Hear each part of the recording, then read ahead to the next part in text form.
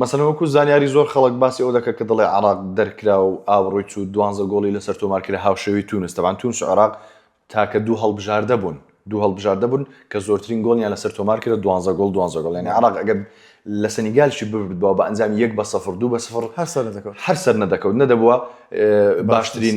ئەو هەشت هەڵبژاردێکەوە دەچنە قۆناغی داهاتوو دەبووە 3-0 یاخود زیاتر یاریەکەی ببردبەوە و چاوەڕێی ئەنجامی چەند یاریشتر کردەوە بەڵام ئیدی شاکە پێشبینی کراوە بەڕاستی عێراق دوای 40 ساڵ گەیشتە مۆندیال ئەو فشارە زۆری هاندەران ئەو ئومێد و هیوایە بۆی بتوانێت شتێکی سەخت بوو بەڕاستی پێشبینی کراوە بوو کە عێراق زۆرە بەڵام یەکشت جێگەی داخە لە هەموو کەسانێکەوە هاندەری هەڵبژاردەی عێراقن هەڵبژاردەی عێراق لە کۆی ئەو 12 گۆڵی بە 3 یاری خواردوویەتی باوەڕتە بێ 8 گۆڵیان بە هەڵەی کاکە کەسی بەرگریکار و گۆڵپارێز و یاریزان بووە